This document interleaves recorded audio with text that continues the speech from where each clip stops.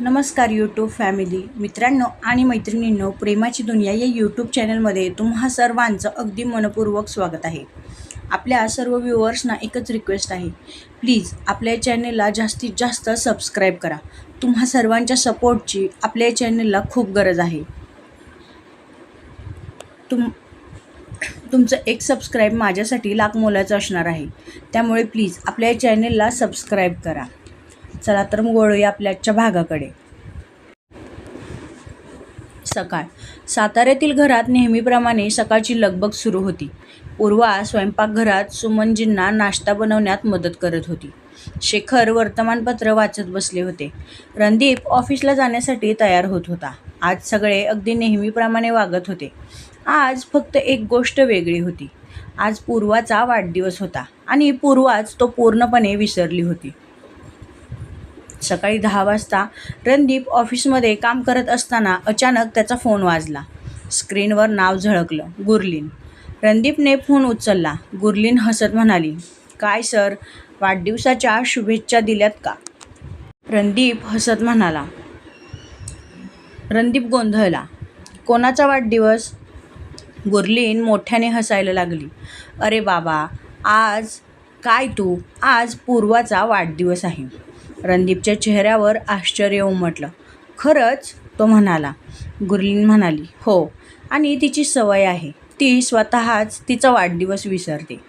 पण यावेळी तिचा दिवस खास बनवायची जबाबदारी तुझी. रणदीप हलकंसं हसला. थँक्यू गुरलीन, असं म्हणत त्याने फोन कट केला. फोन ठेवताच त्याच्या चेहऱ्यावर एक वेगळंच स्मित उमटलं. दुपारी रणदीप बाजारात गेला. अनेक गिफ्ट्स पाहिल्यानंतर त्याला काहीच आवडलं नाही. तो स्वतःशीच म्हणाला, पूर्वाला महागड्या वस्तूंनी नाही तर तिच्या स्वप्नांशी जोडलेल्या गोष्टीने आनंद होईल. थोड्याच वेळात त्याची नजर एका सुंदर गडद तपकिरी लेदर डायरी आणि एका आकर्षक फाउंटन पेनवर पडली. त्याने दोन्ही वस्तू विकत घेतल्या. घरी येण्याआधी तो एका छोट्या कॅफेत बसला. त्याने डायरीचं पहिलं पान उघडलं आणि मनापासून लिहिलं, प्रिय पूर्वा, आज तुला वाढदिवसाच्या खूप खूप शुभेच्छा. मला खात्री आहे एक दिवस तुझ्या नावाने संपूर्ण देश तुझे लेख वाचेल. त्या प्रत्येक नव्या स्वप्नाची, प्रत्येक नव्या यशाची सुरुवात या डायरीपासून होवो. रणदीप. त्याने डायरी अलगद बंद केली. संध्याकाळ झाली होती. पूर्वा अभ्यास करून खाली आली. घरात मात्र पूर्ण अंधार होता. ती आश्चर्याने म्हणाली, आई, बाबा, कोणी आहे का? तेवढ्यात दिवे लागले. सगळे एकाच आवाजात म्हणाले, हॅपी बर्थडे पूर्वा. समोर छोटासा केक ठेवलेला होता. घर रंगीबेरंगी फुग्यांनी सजवलेलं होतं. पूर्वाच्या डोळ्यात आश्चर्य आणि आनंद एकाच वेळी उमटला. ती हसत म्हणाली, अरे, मी तर माझाच वाढदिवस विसरले होते. सुमन हसत म्हणाल्या, म्हणून तर आम्ही सगळ्यांनी मिळून तुला आठवण करून दिली. पूर्वाने केक कापला. तिने पहिला घास शेखर आणि सुमन यांना भरवला. त्यानंतर तिने रणदीपकडे पाहिलं. ती हसत त्यालाही केकचा तुकडा भरवते. रणदीपही तिच्याकडे केकचा छोटासा तुकडा पुढे करतो. क्षणभर दोघांची नजर एकमेकांवर स्थिर राहते. शेखर आणि सुमन एकमेकांकडे पाहून हलकंसं हसतात. केक कापल्यानंतर रणदीप शांतपणे तिच्यासमोर एक छोटंसं गिफ्ट ठेवतो. पूर्वा आश्चर्याने म्हणते, हे माझ्यासाठी? रणदीप हसून मान हलवतो. पूर्वा गिफ्ट उघडते.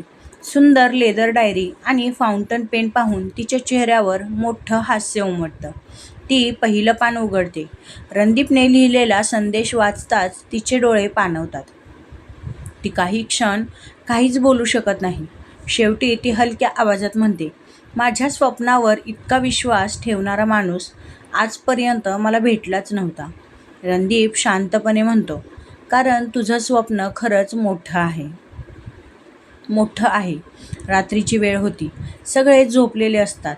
पूर्वा मात्र तिच्या खोलीत एकटीच बसलेली होती. ती पुन्हा डायरी उघडते. रणदीपने लिहिलेला प्रत्येक शब्द ती पुन्हा पुन्हा वाचते. तिच्या ओठांवर नकळत हसू उमटतं. ती डायरी छातीशी घट्ट धरते. पहिल्यांदाच तिच्या मनात एक प्रश्न जन्म घेतो, हा फक्त माझा चांगला मित्र आहे की माझ्या आयुष्यात त्याचं स्थान आता त्यापेक्षाही खूप मोठं झालं आहे? दुसऱ्या बाजूला रणदीप बाल्कनीत उभा राहून आकाशाकडे पाहत असतो. तो स्वतःशीच हळूच म्हणतो. तिच्या चेहऱ्यावरचं ते हसू कोणत्याही भेटीपेक्षा जास्त मौल्यवान होतं. दोघांच्याही मनात प्रेमाची भावना आता स्पष्टपणे रुजू लागली होती, पण ती अजूनही शब्दांमध्ये व्यक्त व्हायची बाकी होती. सकाळ. पूर्वा तिच्या खोलीत बसून डायरी लिहित होती. तेवढ्यात तिच्या मोबाईलवर एका अनोळखी नंबरवरून फोन आला. पूर्वा म्हणाली, हॅलो. समोरून आवाज आला, नमस्कार, मी महाराष्ट्र संदेश वृत्तपत्राच्या संपादकीय विभागातून बोलतोय.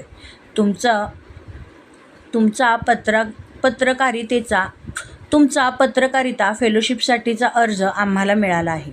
पूर्वाच्या चेहऱ्यावर उत्सुकता उमटली.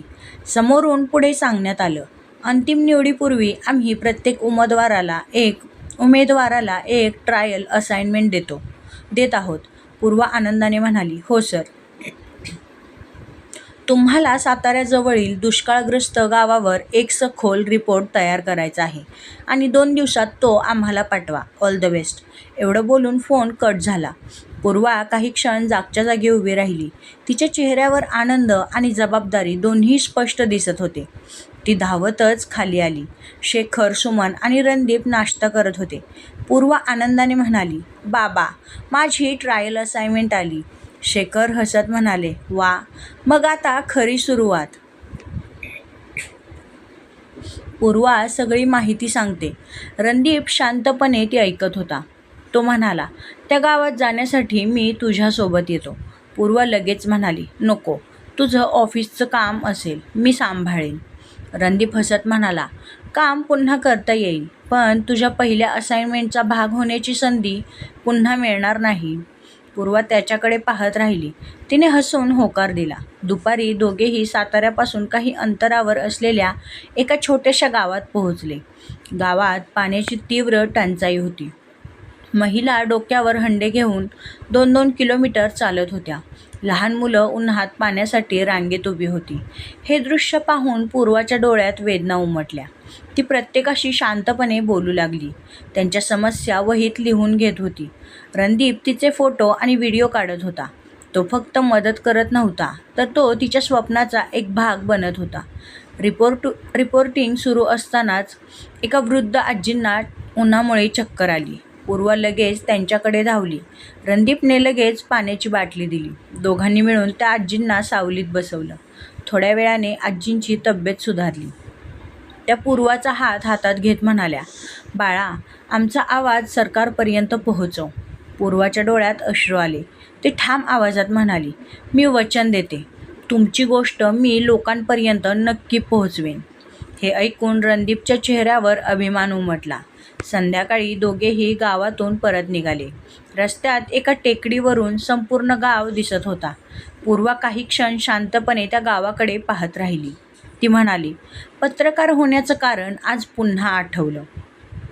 रणदीप तिच्याकडे पाहत म्हणाला, आणि मला आज पुन्हा कळलं की मी तुझ्यावर इतका विश्वास का ठेवतो. पूर्वा त्याच्याकडे पाहून हलकसं हसली. रात्री पूर्वा तिच्या खोलीत रिपोर्ट लिहित बसली होती. काही परिच्छेद लिहिल्यानंतर ती थांबली. रणदीप दारावर टकटक करून आत आला. त्याच्या हातात 2 कप चहा होता. तो म्हणाला, तू लिही, मी वाचत जाईन. दोघे जवळजवळ 2 तास एकत्र बसून रिपोर्ट पूर्ण करत होते. कधी पूर्वा लिहायची तर रणदीप एखादा शब्द सुचवायचा. कधी दोघेही एखाद्या वाक्यावर हसायचे. तो रिपोर्ट आता फक्त पूर्वाचा राहिला नव्हता, त्यात त्या दोघांचीही मेहनत होती. रिपोर्ट पूर्ण झाल्यावर पूर्वाने सुटकेचा निश्वास टाकला. ती आनंदाने उठली आणि तिने नकळत रणदीपला मिठी मारली. क्षणभर वेळ थांबल्यासारखा वाटला. दोघेही स्तब्ध झाले. काही सेकंदांनी पूर्वाला आपल्या कृतीची जाणीव झाली. ती लगेच 2 पावलं मागे झाली. तिचा चेहरा लाजेने लाल झाला होता. ती हलक्या आवाजात म्हणाली, सॉरी, मी आनंदात. रणदीप तिचं बोलणं मध्येच थांबवत म्हणाला, सॉरी म्हणू नकोस. तो तिच्याकडे पाहत पुढे म्हणाला, हा आजच्या दिवसातील सर्वात सुंदर क्षण होता. पूर्वा काहीच बोलू शकली नाही. तिने फक्त मान खाली घातली. तिच्या चेहऱ्यावरचं लाजरं हसू मात्र लपलं नाही. ते रणदीपच्या मनात कायमचं कोरलं गेलं. पुढच्या सकाळी पूर्वाने तयार केलेला रिपोर्ट ईमेलद्वारे संपादकीय कार्यालयात पाठवला. सेंड बटन दाबताच तिने एक खोल श्वास घेतला. पूर्वा हसत म्हणाली, आता पुढे जे काही होईल ते माझ्या मेहनतीवर. रणदीप तिच्याकडे पाहत म्हणाला, आणि मला खात्री आहे मेहनत कधीच वाया जात नाही. दुपारी साताऱ्यातील उद्योग संघटनेने नवउद्योजकांसाठी एक विशेष कार्यक्रम आयोजित केला होता. शेखर आणि रणदीप यांना प्रमुख पाहुणे म्हणून निमंत्रण होतं. शेखर म्हणाले, पूर्वा, तुलाही यायचं आहे का? पत्रकार म्हणून अशा कार्यक्रमांचं निरीक्षण करणं तुला उपयोगी पडेल. पूर्वा लगेच तयार झाली. कार्यक्रम सुरू झाला. रणदीपने महाराष्ट्रातील शेतकऱ्यांसोबत थेट काम करण्याच्या नवीन मॉडेलवर छोटंसं भाषण केलं. त्याचं बोलणं ऐकून उपस्थितांनी जोरदार टाळ्या वाजवल्या. कार्यक्रम संपल्यानंतर अनेक लोक त्याला भेटण्यासाठी पुढे आले. त्यात एक तरुण उद्योजिका होती, वाणी शुक्ला.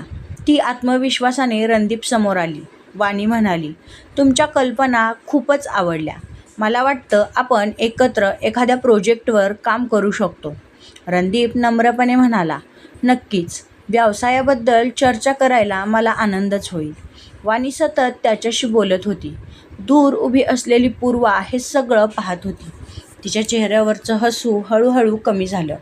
तिला स्वतःलाच समजत नव्हतं. तिला एवढं अस्वस्थ का वाटत होतं. काही वेळाने कार्यक्रमाला आलेला एक तरुण पत्रकार पूर्वाजवळ आला. तो म्हणाला, हाय, मी आदित्य. तुमच्या रिपोर्टिंगबद्दल ऐकलं आहे. पूर्वा नम्रपणे म्हणाली, धन्यवाद. आदित्य पुढे म्हणाला, उद्या तुम्हाला वेळ असेल तर कॉफीवर भेटूया का? पत्रकारितेबद्दल काही कल्पना शेअर करता येतील. पूर्वा उत्तर देणार इतक्यात रणदीप तिथे आला. तो शांतपणे म्हणाला, पूर्वा, शेखर काका तुला बोलावत आहेत. पूर्वा म्हणाली, ठीक आहे. ती आदित्यकडे पाहत म्हणाली, माफ करा, पुन्हा कधीतरी. ती रणदीपसोबत निघून गेली. थोडं पुढे गेल्यावर पूर्वा म्हणाली, बाबांनी खरंच बोलावलं आहे का? रणदीप 2 क्षण शांत राहिला. नंतर हलकसं हसत म्हणाला, नाही. पूर्वा आश्चर्याने त्याच्याकडे पाहू लागली. मग? ती म्हणाली. रणदीप थोडासा संकोचत म्हणाला, माहीत नाही, पण तो तुझ्याशी बोलत होता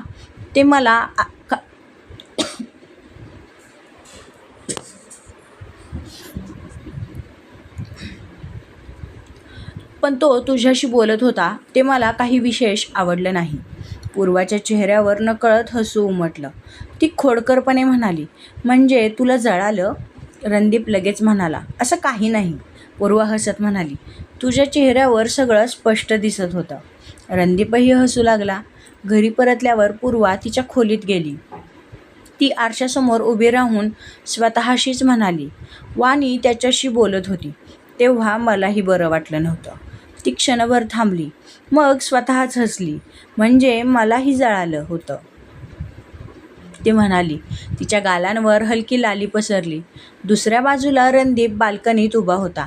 त्याचा फोन वाजला. गुरलीनचा फोन होता. गुरलीन म्हणाली, काय मग, साताऱ्यात सगळं ठीक? रणदीप हसत म्हणाला, हो. गुरलीन खोडकरपणे म्हणाली, आणि पूर्वा? रणदीप काही क्षण शांत राहिला. मग हसत म्हणाला, आज पहिल्यांदाच वाटलं, जर तिच्यासोबत कोणी दुसरा उभा राहिला तर मला ते अजिबात आवडणार नाही. गुरलीन मोठ्याने हसू लागली. ती म्हणाली, अभिनंदन. दीप गोंधळून म्हणाला, कशासाठी? गुरलीन हसत म्हणाली, कारण आता तू प्रेमात पडलायस. रणदीप काहीच बोलला नाही. त्याने फक्त आकाशाकडे पाहिलं आणि नकळत त्याच्या चेहऱ्यावर हसू उमटलं. दुसऱ्या बाजूला पूर्वा तिची डायरी उघडून लिहित होती. आज त्याला दुसऱ्या मुलीसोबत बोलताना पाहिलं आणि मनाला पहिल्यांदाच टोचलं. ती पेन बंद करत स्वतःशीच हसली. बहुतेक माझं मन आता त्याचं नाव ओळखायला लागलं आहे. पुढच्या दिवशी साताऱ्यात काळे ढग दाटून आले होते. हवामान खात्याने मुसळधार पावसाचा इशारा दिला होता. पूर्वा हॉलमध्ये बसून तिच्या रिपोर्टचा निकाल कधी येतोय त्याची वाट पाहत होती. ती वारंवार मोबाईल पाहत होती. तेवढ्यात शेखर बाहेर येत म्हणाले, रणदीप, आज कराडजवळच्या शेतकऱ्यांसोबतची मीटिंग आहे. काही महत्त्वाची कागदपत्र स्वतः देऊन येणं गरजेचं आहे. रणदीप मान हलवत म्हणाला, ठीक आहे. पूर्वा लगेच म्हणाली, बाबा, मीही जाऊ का? वाटेत काही गावं आहेत. तिथे मला पुढच्या स्टोरीसाठी माहितीही मिळेल. शेखर हसत म्हणाले, नक्की जा, पण हवामान सांभाळा. दोघेही गाडीतून निघाले. रस्त्याच्या दोन्ही बाजूला धुक्यांची चादर पसरली होती. पूर्वा खिडकीबाहेर पाहत म्हणाली, मला पावसातला हा निसर्ग खूप आवडतो. रणदीप हसत म्हणाला, मलाही, पण आजचा पाऊस थोडा जास्तच गंभीर दिसतोय. मीटिंग संपेपर्यंत दुपार झाली होती. ते दोघेही बाहेर पडले आणि काही अंतर पुढे गेले. इतक्यात मुसळधार पाऊस सुरू झाला. पावसाचा जोर इतका होता की समोरचंही दिसेनासं झालं. रणदीपने गाडी रस्त्याच्या कडेला थांबवली. समोर एक छोटंसं जुनं महादेवाचं मंदिर दिसत होतं आणि त्याच्यासमोर शेड होतं. दोघेही धावत शेडमध्ये गेले. तिथे शांत वातावरण होतं. बाहेर मुसळधार पाऊस कोसळत होता. मागे मंदिरात घंटानाद सुरू होता आणि पुढे पावसाचा धो-धो आवाज. दोघेही ओट्यावर बसले. काही क्षण कोणीच काही बोललं नाही. मग पूर्वा शांतपणे म्हणाली, लहानपणी मला वाटायचं बाबा पत्रकार आहेत म्हणून नाही, पण लोकांचं दुःख त्यांनी मला दाखवलं म्हणून मी पत्रकार व्हावं. ती पुढे म्हणाली, जे लोक स्वतःसाठी बोलू शकत नाहीत त्यांचा आवाज बनायचा आहे. रणदीप तिच्याकडे पाहत राहिला. तो म्हणाला, म्हणूनच तुझ्या प्रत्येक रिपोर्टमध्ये भावना दिसतात, फक्त शब्द नाही. पूर्वा हलकसं हसली. आणि तू? रणदीप काही क्षण शांत राहिला. मग म्हणाला, लोकांना वाटतं मी व्यवसाय वाढवण्यासाठी काम करतो. तो हळूच हसला. पण खरं सांगायचं तर मला असा व्यवसाय उभा करायचा आहे ज्यामुळे शेतकऱ्याला त्याच्या मेहनतीचा योग्य मोबदला मिळेल. तो जगाचा पोशिंदा आहे. त्याच्यामुळे पूर्ण जग जगत आहे. पण सर्वात जास्त त्रास त्यालाच होत आहे. त्यांच्या मालाला किंमत नाही. बाजारपेठेतही काही वेळा अपमानास्पद वागणूक मिळते. हे सगळं दुःख फक्त त्यांनाच का? पूर्वा त्याच्याकडे कौतुकाने पाहत होती. ती म्हणाली, म्हणूनच तू वेगळा आहेस. तेवढ्यात विजांचा मोठा कडकडाट झाला. पूर्वा नकळत दचकली आणि रणदीप शेजारी सरकली. क्षणभर तिचा हात रणदीपच्या हातावर पडला. दोघेही काही क्षण तसेच बसून राहिले. यावेळी कोणीही हात मागे घेतला नाही. बाहेर पाऊस कोसळत होता. आत मात्र दोन मनं शांतपणे एकमेकांच्या अधिक जवळ येत होती. काही वेळाने रणदीप हळू आवाजात म्हणाला, पूर्वा. ती त्याच्याकडे पाहू लागली. रणदीप तिच्या डोळ्यात पाहत म्हणाला, तुझ्या आयुष्यात कितीही मोठी वादळं आली तरी एक गोष्ट लक्षात ठेव, मी तुझ्या प्रत्येक स्वप्नाच्या मागे कायम उभा असेन. पूर्वाच्या डोळ्यात पाणी तरळलं. ती हलकसं हसली आणि पुढे म्हणाली, आणि तुझ्या प्रत्येक संघर्षात मी तुझी साथ कधीच सोडणार नाही. दोघेही एकमेकांकडे पाहत हसले. त्या क्षणी ती प्रेमाची कबुली नव्हती, पण आयुष्यभर साथ देण्याचं एक शांत वचन होतं. पाऊस थांबला. दोघेही पायऱ्या उतरू लागले. पूर्वाचा पाय ओल्या दगडावर घसरला. रणदीपने पुन्हा एकदा तिचा हात पकडला. यावेळी पूर्वाने त्याचा हात सोडला नाही. ती हसत म्हणाली, बहुतेक देवाला अजून थोडा वेळ आपण इथेच थांबावं असं वाटत होतं. रणदीपही हसला. कदाचित, तो म्हणाला. रात्री घरी परतल्यावर पूर्वा तिच्या खोलीत गेली.